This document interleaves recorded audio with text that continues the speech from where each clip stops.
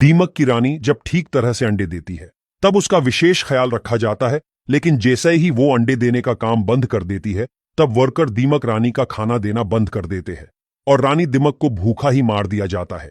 पर रानी के साथ ऐसा क्यों किया जाता है? रानी का क्या कसूर होता है? इसकी वजह सुनने के बाद आप पूरी तरह से चौंक जाओगे। तो दरअसल होता कुछ ऐसा है कि दीमक के समूह में एक रानी होती है जो सभी दीमक की मां होती है। ये रानी अलग से राउंड शेप के कमरे में रहती है। दिखने में यह रानी लंबी, मोटी और भद्दी होती है। रानी 2 इंच या उसे भी ज्यादा लंबी होती है, लेकिन उसका मुंह इतना छोटा होता है कि दूर से दिखाई भी नहीं देता। जबकि दीमक का राजा कद में रानी से छोटा होता है और वो रानी के आसपास ही रहता है। राजा के अलावा रानी के आसपास उसकी सेविका भी होती है। रानी का शरीर इतना बड़ा होता है कि वो खुद से खाना भी नहीं खा सकती, उसे सेविकाएं खाना खिलाती है। कॉलोनी में रानी का काम सिर्फ अंडे देने का होता है। वो दिन रात सिर्फ अंडे देती रहती है। वैज्ञानिकों के संशोधन के हिसाब से रानी दीमक 1 मिनट में 60 अंडे देती है, जिसका मतलब है कि 24 घंटे में 86,000 अंडे देती है। जब रानी अंडे देती है तब वर्कर दीमक इन अंडों को ठीक से साफ करके दूसरे कमरे में रख देती है। इन अंडों में से बच्चे निकलने में 24 दिन और कभी कभी 90 दिन जितना समय लग जाता है। इसके पीछे वातावरण जिम्मेदार है। अगर ज्यादा गर्मी हो तो बच्चे को बाहर आने में ज्यादा समय लग जाता है। इन बच्चों को निम्प्स कहा जाता है। ये बच्चे दिखने में एडल्ट दीमक जैसे ही होते हैं, लेकिन कद में छोटे होते हैं।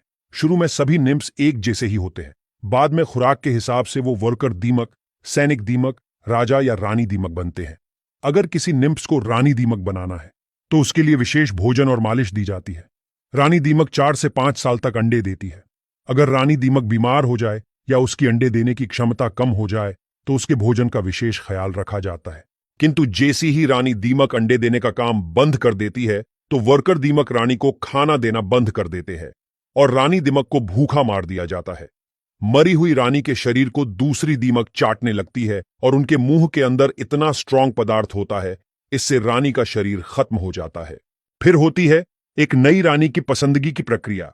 फिर कॉलोनी में से किसी दीमक को चुनकर उसे विशेष खुराक और मालिश देकर नई रानी बनाया जाता है। मतलब कि रानी दीमक जब तक अंडे देती है तब तक ही उसकी सेवा की जाती है। अंडे देना बंद होता है तो रानी उसके किसी काम की नहीं होती और उसको मृत्यु दी जाती है। आपको और एक इंटरेस्टिंग बात बता दे कि दीमक लकड़ी खाती तो है, लेकिन उसे पचा नहीं सकती। लकड़ी को पचाने के लिए वो अपने शरीर में यूनिक तरह के सेल्यूलोज ऑर्गेनिज्म उत्पन्न करती है। ये ऑर्गेनिज्म लकड़ी को पचाने के लिए खास तरह का पदार्थ उत्पन्न करता है, जिससे दीमक को लकड़ी को पचाने में मदद मिलती है। पूरी दुनिया में 2000 से भी ज्यादा प्रजाति की दीमक होती है। उसमें से 220 जितनी प्रजाति की दीमक तो सिर्फ भारत में ही है। दीमक मिट्टी के ढेर जैसी दिखने वाली कॉलोनी में रहती है। इस कॉलोनी में अलग अलग तरह की दीमक होती है, जैसे कि रानी, राजा, वर्कर, सैनिक और पंख वाली दीमक। दीमक जिस मिट्टी की कॉलोनी में रहती है उसे बनाने के लिए दीमक मिट्टी, पानी और खुद की लार का उपयोग करती है। दीमक की लार के अंदर जो पदार्थ होता है वो धूप में सूख के कड़क हो जाता है, जिसकी वजह से कॉलोनी मजबूत बनती है। दीमक के बारे में ये अनसुनी बातें कैसी लगी, ये कमेंट में जरूर हमें बताएं। धन्यवाद।